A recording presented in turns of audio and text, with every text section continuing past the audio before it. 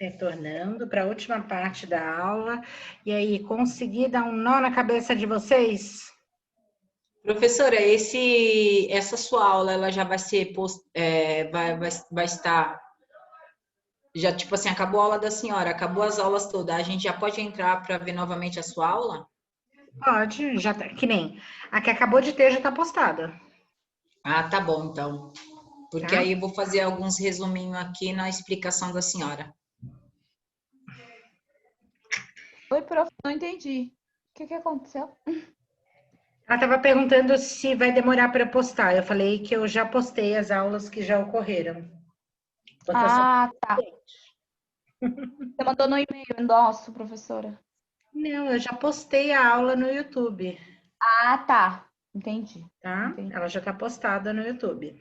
Então, vocês conseguiram entender referente à alimentação enteral? Então, a gente tem a via oral, que é quando o paciente come pela boca, né? E a gente tem enteral e a parenteral. Então, a gente já falou da alimentação pela boca, né? A gente já falou pela alimentação que vai direto ou no estômago ou na primeira porção do intestino. E aí, agora a gente vai falar sobre dietas parenteral. O que seria uma nutrição parenteral? Refere-se a uma nutrição feita diferente da via gastrointestinal. Então, ela vai diretamente na veia, tá? Não é na veia, né? Ela vai em acesso venoso central. Acessos venosos centrais, tá? Então, ela pode ir intracarte, jugular. Cadê a Fran? Já está conectada, Fran? Estou aqui, professora. Agora sim, a gente vai falar sobre alimentação parenteral, que ela vai direto no acesso do pescoço, que são esses acessos centrais, tá? Então, são acessos venosos que vai direto para o coração. Tá conseguindo entender? Então, como que é esse tipo de alimentação? A gente fala que é alimentação, mas ela não vai ter a função gastrointestinal, como os outros tipos de alimentação. O que ela vai ter? Ela vai ter a suplementação de nutrientes. Então, ela vai ter os nutrientes da proteína, os nutrientes das vitaminas, dos aminoácidos, das gorduras que o paciente precisa, mas tudo isso vai estar de uma forma estéril. Então, se lembra que a gente falou que a alimentação enteral vem aquele, como se fosse um leite, né? Uma caixinha que a gente abre e coloca lá no potinho da dieta. Esse não, ele vem totalmente estéril da nutrição, tá? E aí, ele é administrado por quem? Ele é administrado pela enfermeira. Ah, então, professora, eu não preciso saber dele. Mas o técnico de enfermagem, ele cuida dessa infusão, porque geralmente ela dura um período de 12 a 24 horas. Vai depender do paciente. Quem recebe esse tipo de alimentação? Quem está impossibilitado de receber qualquer tipo de alimento via intestinal, né? Via gastrointestinal. Então, por algum problema no sistema digestório, pacientes com pancreatite crônica, geralmente eles recebem esse tipo de alimentação ou suplementação. Vocês sabem aquele programa Bem-Estar? Vocês se lembram que há uns 5 anos atrás, o médico do Bem-Estar morreu? Tá fechado o seu áudio, Daniela. A senhora se recorda o nome dele, professora? Ah, eu não me recordo o nome dele, que já faz muito tempo. Acho que faz mais de 5 anos. Acho que faz uns 6 anos. Eu nem me recordo se o nome do programa era Bem-Estar. Mas era um programa que passava de manhã Na Globo. Na Globo. É isso mesmo. Era ele sim, professora. Ele E morreu aí de o que câncer. acontece? Tinha um senhorzinho, um médico, que ele já tinha uns 70 anos, e ele explicava as coisas da saúde, as coisas da alimentação e tudo mais. E ele teve câncer de pâncreas. E eu ia lá todas as noites administrar a dieta parenteral nele. Ele podia. Olha, professora. Não, de qual hospital, professora? Desculpa Ele não perguntar. ficou no hospital, ele ficou em casa, ele ficou em internação domiciliar.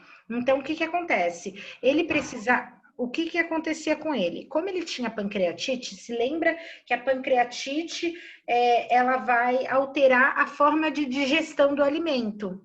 Então, a pessoa que está com pancreatite não pode comer. Só que ele tinha uma pancreatite crônica devido a um câncer que ele tinha.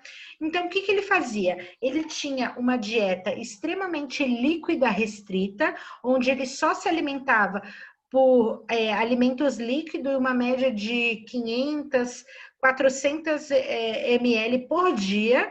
Então, o que ele fazia? Ele fazia refeições junto com a família dele na mesa, onde todo mundo comia normal, e aí ele fazia aquela sopinha extremamente rala para continuar mantendo a convivência com os familiares.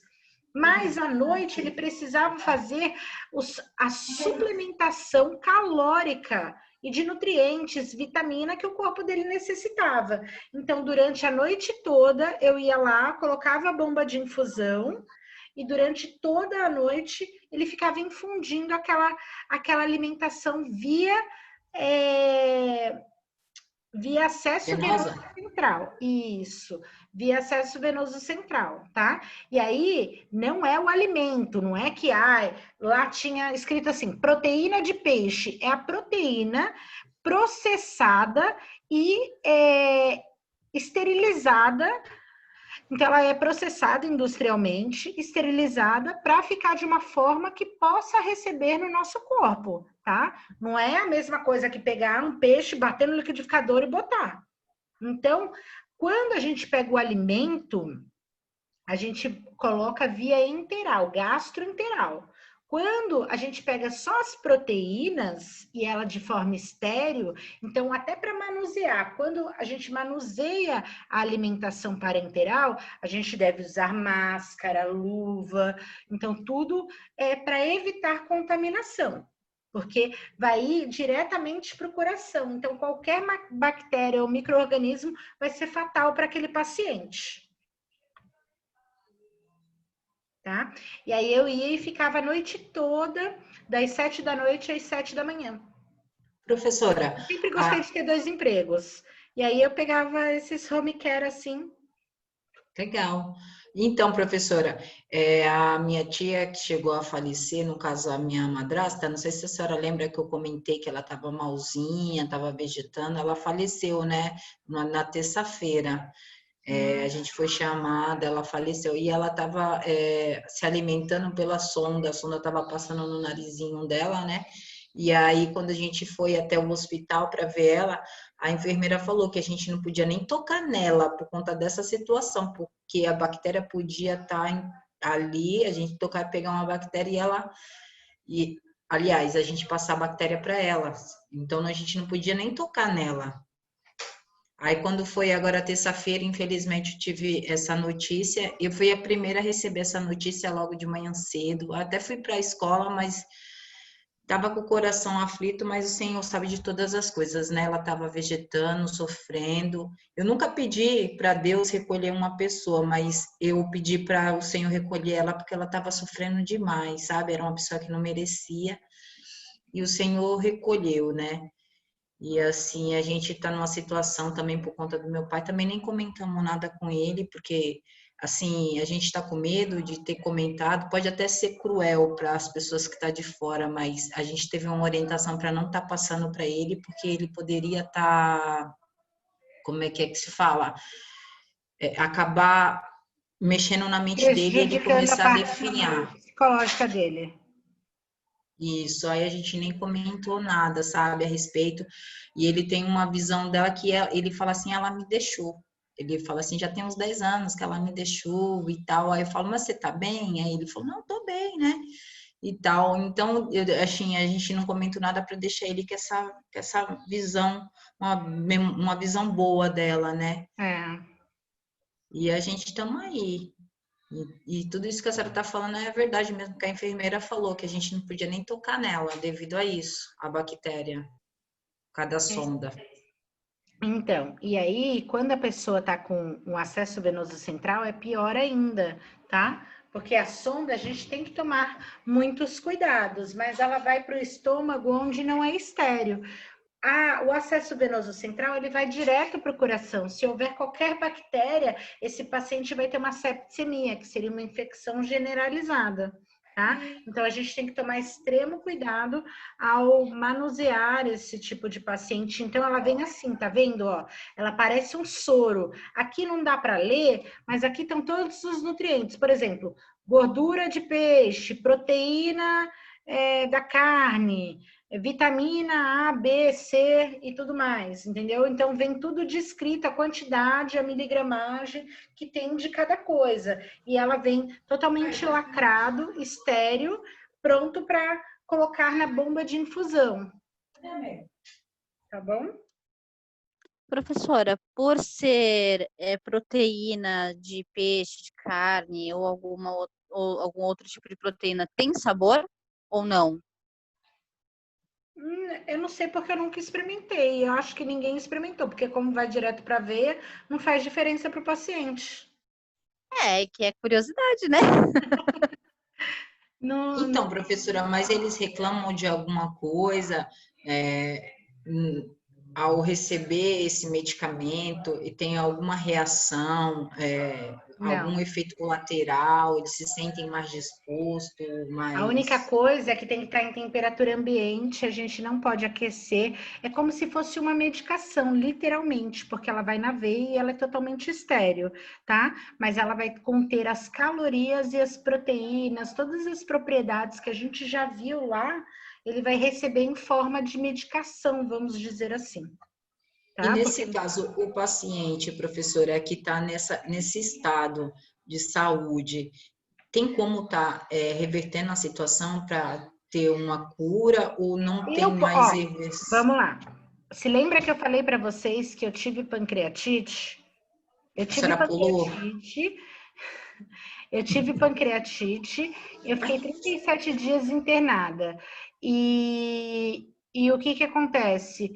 Eu fiquei na nutrição parenteral, porque eu não podia comer nada. Então, eu precisava receber a quantidade de calorias, mas eu não podia comer nada pela boca. Por quê? Eu não podia forçar meu pâncreas a produzir suco pancreático, senão eu ia ter mais dor, porque o ducto estava obstruído. Então, até eu fazer o procedimento, eu tive que ficar recebendo nutrição parenteral. Se eu não me engano, eu recebi 11 dias de nutrição parenteral.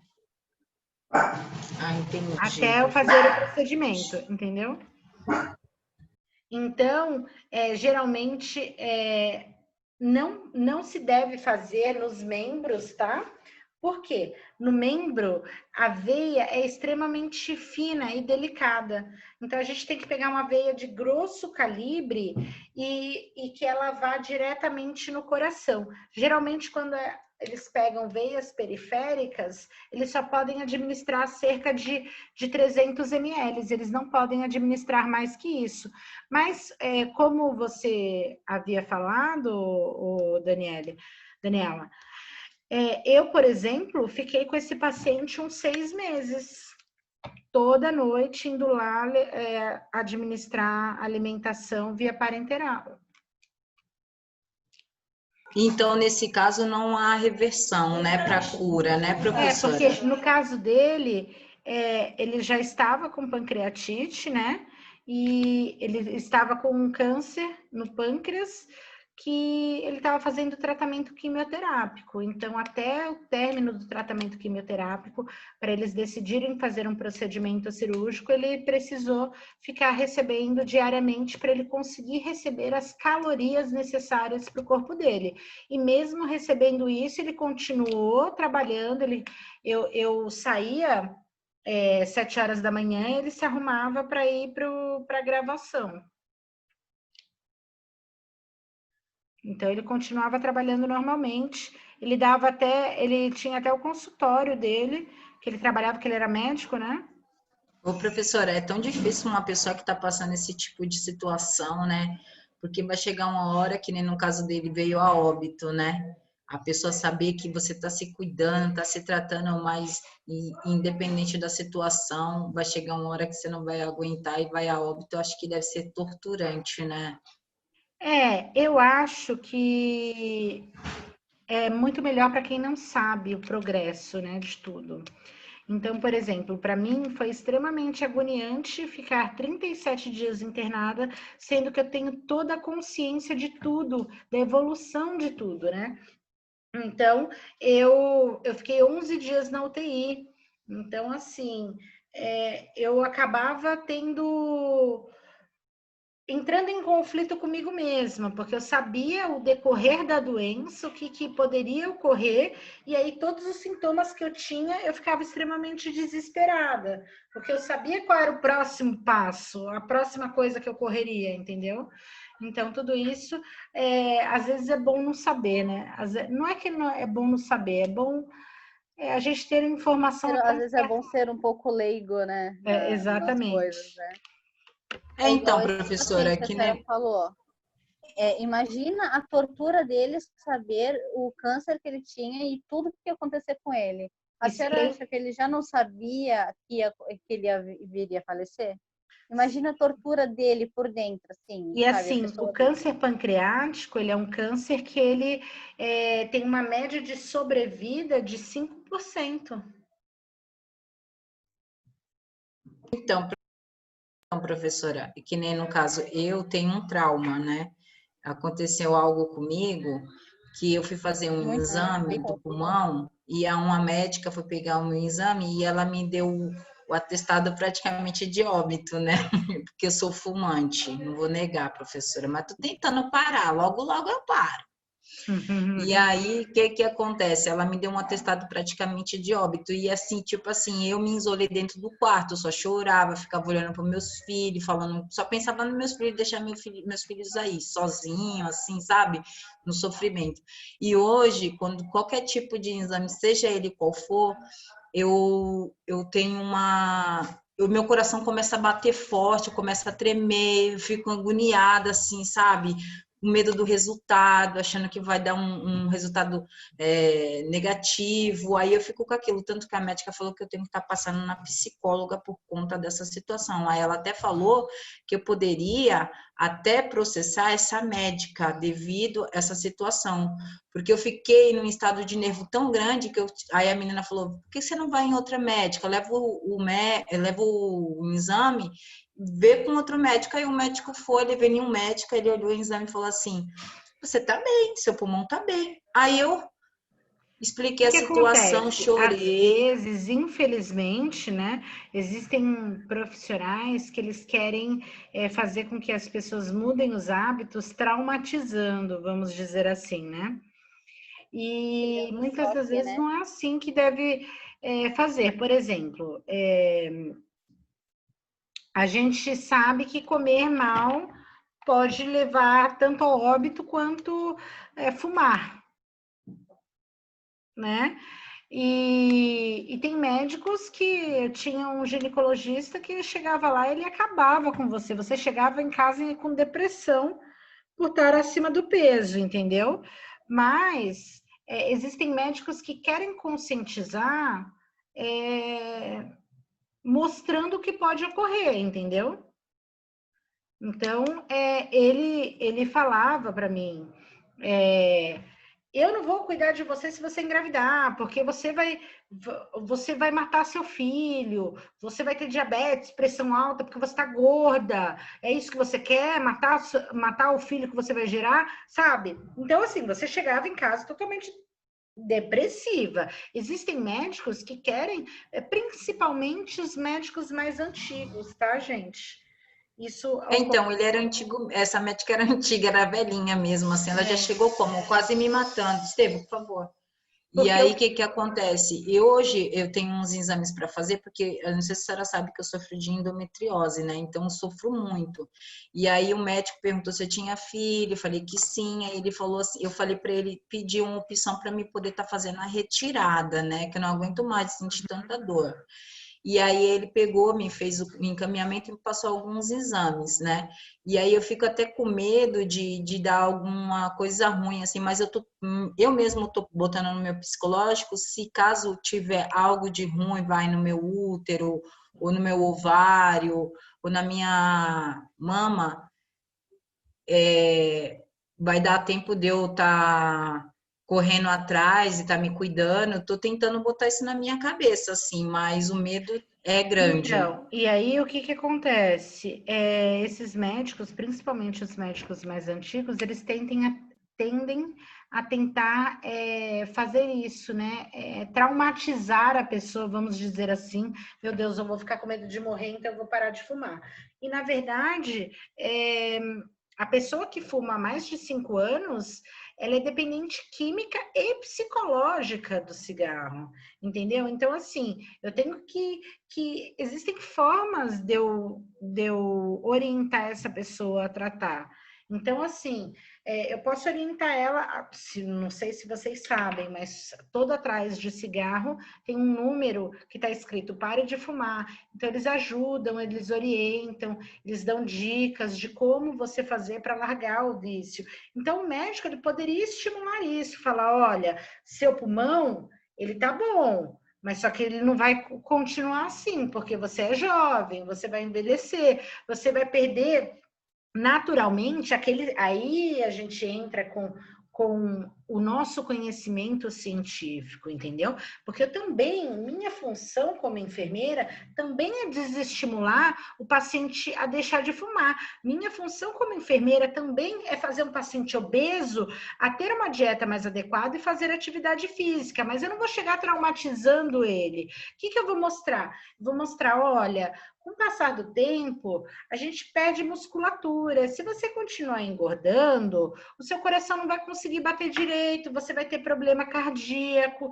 Então, se você começar a fazer alguma coisa agora, tenta só tirar o refrigerante, tenta só tirar o pão do lanche da tarde, já ajuda. Então, tudo isso, existem formas de se falar e de orientar esse paciente. Ah, eu gosto muito de refrigerante, não quero tirar. A gente dá opções, se eu não me engano, a gente falou ontem.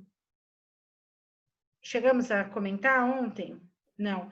De utilizar Água com gás. água com gás. Sim, falou. Suco. Isso mesmo, Nath. Então, eu dou opções para o paciente que são mais saudáveis e que vai fazer com que ele estimule a mudança de hábito dele. Porque é muito difícil, gente. Eu sei, porque eu estou acima do peso de você... Putz, vou comer um sanduíche agora à noite, ó. Do que você Professora, fazer verdade, uma baita de professora. uma salada e comer com peito de frango grelhado, entendeu? professora, Oi. o que é melhor? Que eu acho que, não sei, porque para mim eu acho que nenhum dos dois é melhor, mas enfim. Água com gás ou água tônica? Ou as duas coisas são as mesmas coisas? Acredito que não, né? Se eu não me engano, a água tônica ela tem açúcares, né? Eu já não gosto, ainda água com gás ainda tomo, mas bem, bem difícil. Então, Muito raro. lembrando que o gás ele vai deixar o estômago, ele pode irritar o estômago se o paciente tiver algum problema gástrico, né? Então, todo alimento que tem gás, então sejam ele água com gás ou refrigerante, pode acabar levando a desconfortos. Tá? O ideal é um suco natural, nem água com gás, nem. Mas dá muito trabalho. Então, professora, A gente é muitas vezes acostumado a ir no mais fácil. Então, assim, muitas vezes a gente quer beber. Que nem eu não tomo refrigerante já tem 1 ano. Então, muitas vezes dá até uma vontade quando você vê alguém bebendo. E aí eu peço uma água com gás com limão. Um limãozinho. Aí eu consigo beber, mas eu imagino que é doce, né? Ali naquele momento. Só para passar vontade. Então, mas são essas orientações que nós devemos passar para o paciente, não traumatizando ele, mas estimulando ele mudar de vida e mostrando quais são as vantagens dele mudar de vida, né? E aí é tudo que a gente já viu até agora. A gente deve, como que eu posso dizer? Nós devemos estimular ele a fazer o consumo de forma saudável e consciente. Então, a gente já descobriu que, já viu que o que o envelhecimento traz para o nosso corpo. Então, se ele continuar engordando, o coração dele não vai ter músculo cardíaco suficiente para bater para todo aquele peso, entendeu? Então, tudo isso a gente tem que colocar na balança. Se o paciente continuar fumando, o que vai acontecer com ele? Se lembra? A gente tem cílios na traqueia que levam embora as impurezas, né? O muco. E aí, se ele continuar fumando, o fumo faz com que esses cílios, eles percam esses cílios, né? E aí, com mais o envelhecimento, ele tem mais chance. Por isso que a maioria dos idosinhos que fumam fica... Eles ficam... A gente tinha até comentado a respeito desses cílios mesmo, a senhora comentou a respeito dos cílios, que ele também pode se regenerar, porém tem um tempo para ele se regenerar. Tem a perda natural do envelhecimento, né? Isso mesmo, sim, eu lembro. E o que a senhora me diz a respeito daqueles sucos que a gente compra no mercado? Tang, Free, esses aqui. São péssimos. É que não pode falar o nome, mas esses sucos aí. Os sucos de pozinho, eles são péssimos porque eles são ricos em sódio, e açúcar, né, professora? Açúcares. Eles são ricos em sal e açúcar. Se você ver a composição, ele tem uma grande quantidade de sódio, tá? E eles acabam fazendo sobrecarga renal. Então, é verdade. Sim. Que aqui em casa não vou mentir, tem bastante desse suquinho, viu, professora? Professora, eu tive a gente faz esse problema de saúde exatamente por causa do suco, da composição do suco de pacotinho. Eles acabam tendo uma grande quantidade, uma quantidade excessiva de sódio e uma quantidade excessiva de açúcares. E aí acaba... Corante também, né, professora? Sim, isso é a mesma coisa daqueles... É a mesma coisa daqueles sucos que vem polpa de suco para a gente diluir na água, é a mesma coisa também? Ou então, não, já eu não sei dizer agride menos? Sucos, se eles são feitos de forma natural, mas a mesma coisa, eles provavelmente eles têm muitos produtos químicos para conservar eles, porque você vai ver a data de validade é 3 anos. Que fruta é essa que dura 3 anos, né? Então, a gente tem que rever tudo isso. Eu, por exemplo, meu marido, ele gosta de consumir água de coco e suco. Ele não bebe água, porque ele acha que ele é rico, né? Mas vamos continuar. E aí, o que acontece? O que eu faço? Então, eu vou fazer compra. Eu compro 3, 4 quilos de maracujá. Eu descasco o maracujá, né? Tiro ele e bato ele. E eu bato ele só o maracujá mesmo. Eu coloco no máximo uns 2 dedinhos de água só para ele conseguir bater, porque ele tem muita semente. Eu coo e eu deixo ele concentrado na minha geladeira. E ele dura o mês inteiro. Eu já tentei fazer com outras frutas, as outras elas acabam estragando.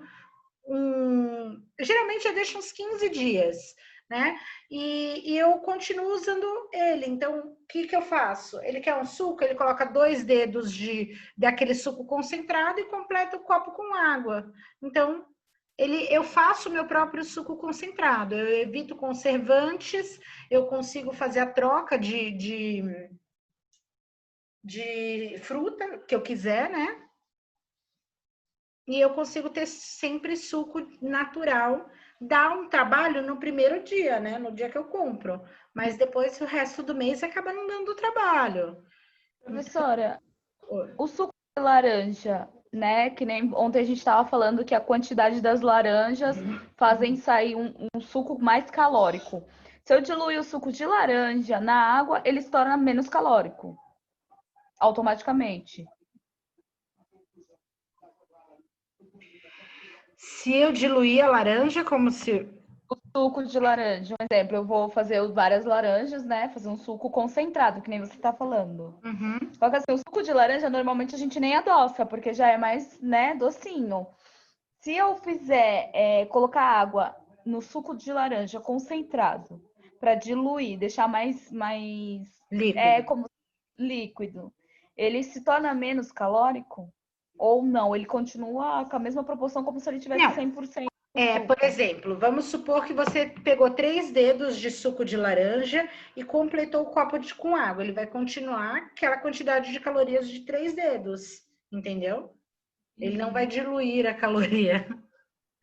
E do suco de laranja tem restrições de horário? É sempre mais recomendado no período da manhã? Não, você pode tomar todos os sucos, você pode fazer o consumo. É que existem alguns tipos de alimentos que eles aceleram o metabolismo e outros que eles diminuem o metabolismo. Então, alguns tipos de alimento eles orientam fazer o consumo de dia, outros de noite, ou algo do gênero, entendeu? Mas nada que vá interferir, sem problema nenhum. Entendi. Tá ótimo, professora. Tá bom? Tá, perfeito. Então, gente, então vocês conseguiram entender a diferença de alimentos via oral, via interal e via parenteral. Então, parenteral é na veia que vai direto para o coração, enteral é que vai direto no intestino e oral é o que vai direto na boca. Tá bom? Tá. Vocês têm alguma dúvida? Professora, não é dúvida, mas é só para minha mãe estar escutando aqui a senhora falar que ela tá do meu lado, ela tem 61 anos, aí ela tá escutando a sua aula, ela falou, e o suco, faz mal para mim? Eu lembro que a senhora falou que para pessoas mais idosas, no caso acho que foi ontem, falando do suco, na verdade tem que ser, não o suco em si, o suco concentrado da laranja, mas um refresco. Isso. O que Não acontece? Seria para pacientes diabéticos e paciente acima do peso, tá? Ela é diabética? Não, mas ela tá com aquele negócio de calor, suor, como que é o nome? Menopausa. Existem algumas formas de alimentação, como ingerir soja todos os dias, que diminui esses efeitos da menopausa. Que é o suco que a senhora falou também, que eu já Pode ser aprendi que é para suco. cozinhar, bater no liquidificador, espremer num pano. Não, eu tô falando para ela que eu aprendi. Ela me ensinou ontem, ensinou para todas as meninas, para todas nós, né? Isso mesmo. E aí Exatamente eu vou dessa fazer forma. em casa, não só para ela, mas como para mim também, que já tô com 37, daqui a pouco tô Para entrando nos evitar 40. os efeitos. E aí fora a Nena também, que já tá com 45, e aí a gente vai indo, né, fazendo, né? Mas é muito importante vocês estarem observando isso, tá, gente? Para evitar, na verdade, para a gente conseguir orientar tanto o paciente quanto o familiar para ele ter uma alimentação adequada. E nós, que dessa forma a gente consiga orientar uma forma mais saudável, tanto de ele manter uma alimentação, quanto para ele melhorar a saúde dele. Tá bom? Então a gente. Desculpa a demora, o atraso, toda atrasada. Luana? É eu. Calma aí, você só vai ver meu rosto, calma. É que eu tô descabelada ainda. Deixa eu acender a luz, dá pra ver não, né? Calma aí. Não.